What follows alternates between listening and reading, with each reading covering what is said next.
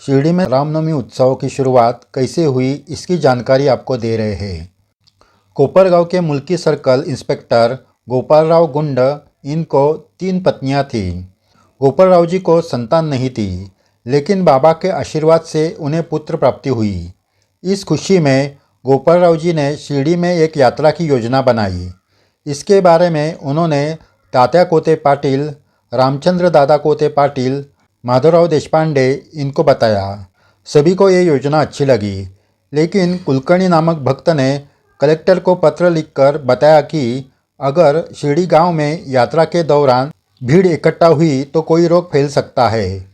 कुलकर्णी भी सही भक्त थे, लेकिन उस दरमियान महामारी जैसे रोग का प्रादुर्भाव होते थे।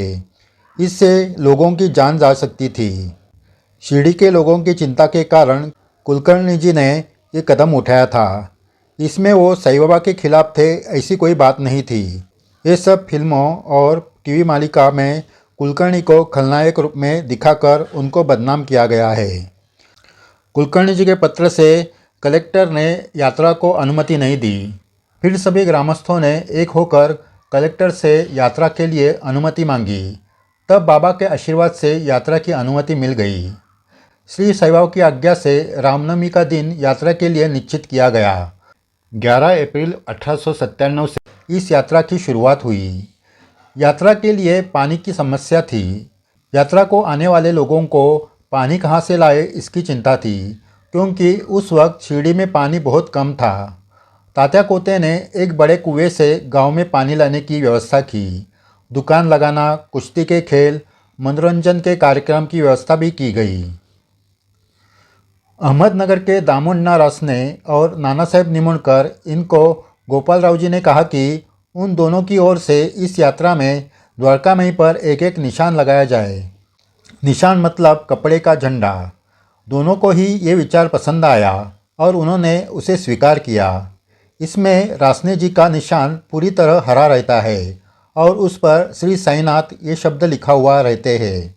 निमुणकर जी के निशान का ऊपरी आधा हिस्सा भगवे कलर का और नीचे का आधा हिस्सा हरे कलर का रहता है। ऊपर के हिस्से में श्री साईनाथ प्रसन्न और नीचे के हिस्से में साईदास नाना साहेब देशपांडे निमुणकर ऐसे लिखा होता है। यह निशान श्री साईं बाबा के अनुमति मिलने के बाद ही द्वारका में पर लगाई जाने लगी। निशान की तैयारी कोंडाजी सुतार के घर में होती थी और उनके घर से निशान की शोभा यात्रा निकाली जाती थी और बाद में द्वारका में पर यह निशान लगाए जाते थे। आज भी ये परंपरा रामनवमी के दिन चालू है। 1907 में जब राधा कृष्ण माई शिरडी में आई, तब से रामनवमी की यात्रा और अच्छी तरह से होने लगी। बाहर के सब काम तात्या कोते पाटिल देखते थे और घर के अंदर का काम राधा कृष्ण माई देखती थी। यात्रा के लिए लगने वाली सब सामान की तैयारी राधा कृष्ण माई के घर में होती थी। कोई छोटी निशान बनाते तो कोई कागज़ के फूल बनाते थे। आगे जब रामनवमी उत्सव चालू हुआ तो चांदी का सिंहासन, बर्तन जैसे उपकरण साफ करना सब राधा कृष्ण माई के देखरेख में होते थे। यात्रा के पहले रात को अगर बाबा का चावड़ी सोने जाने का दिन होता तो बाबा चावड़ी जाने के बाद राधा कृष्ण माई भक्तों के साथ द्वारका में ही साफ करते थे। द्वारका में धुनी अखंडित प्रज्वलित हो रहने के कारण दीवार और छत धुएं से काली पड़ती थी। इसलिए भक्त द्वारका माई का सब सामान सभा मंडप में रखते थे। धुनी भी सभा मंडप में लाई जाती थी। फिर 10-15 भक्त पूरी द्वारका में ही पानी से धोते थे। पानी लाने के लिए कुछ भक्त वहाँ से 100 कदम दूर के कुएं से पानी लाते थे। पानी लाने का काम अधिकारी पद के भक्त भी करते थे। इस वक्त सब सही सेवा समझकर काम करते थे। गरीब, अमीर, अधिकारी, नौकर ऐसा कोई दूजा भाव वहाँ नहीं रहता था। द्वारका में ही धोने के बाद उसे सुखाया जाता था, क्योंकि सूखते ही द्वारका माई को कलर लगाया जाता था। बाद में सभा मंडप में रखा हुआ सब सामान द्वारका में जहाँ था वैसे रखा जाता था। धुनी भी द्वारका में रखी जाती थी। सब काम पूरा होने के लिए सुबह के 4 बज जाते थे। जब द्वारका माई साफ करने का काम रात भर चालू रहता था, तब राधा कृष्ण माई के घर दूसरे दिन के खाने पकाने की तैयारी चालू रहती थी। हज़ारों बूंदी के लड्डू तैयार किए जाते थे। बड़े बड़े बर्तन में मीठा चावल बनाया जाता था। चावल, सब्जी, रोटी तैयार होती थी।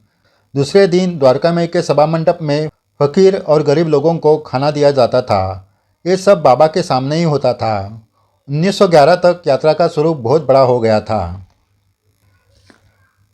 इसी यात्रा में रामनवमी उत्सव कैसे चालू हुआ इसके बारे में अब बताते हैं। लोकमान्य तिलक जी के स्नेही दादा साहेब खापर्डे 1911 में यात्रा के कुछ दिनों पहले अपने पत्नी के साथ शिरडी आकर रुके थे।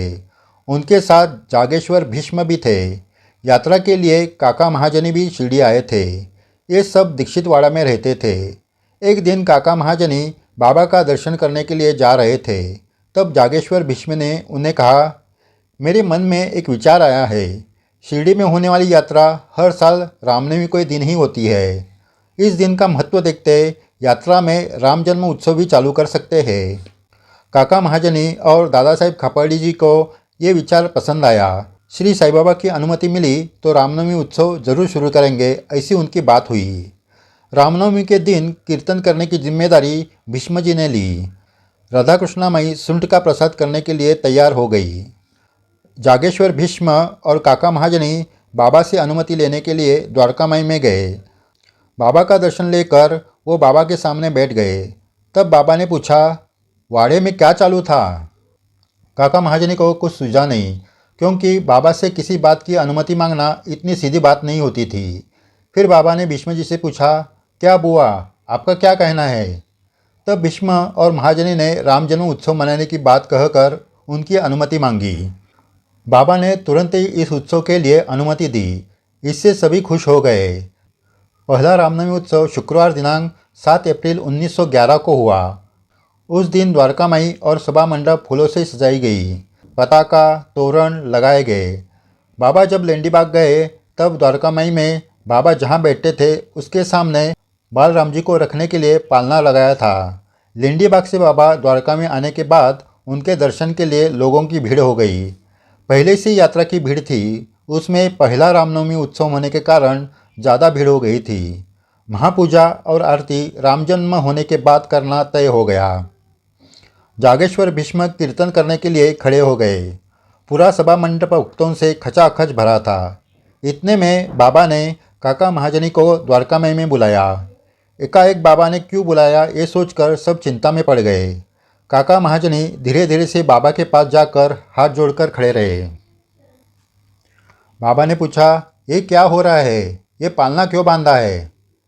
तब महाजनी ने कहा, राम जन्म के लिए पालना बंधा है और अब कीर्तन चालू होने वाला है। ये सुनकर वही रखे फूलों की माला लेकर बाबा ने महाजनी के गले में डाली और एक माला भीष्म को पहनने के लिए दी। कीर्तन चालू हुआ और राम जन्म होने के बाद भक्तों ने राम नाम का जय जयकार किया और गुलाल उड़ाया। चारों ओर हवा में गुलाल का रंग चढ़ गया था। ढोल ताशा सनई सब बजने लगे।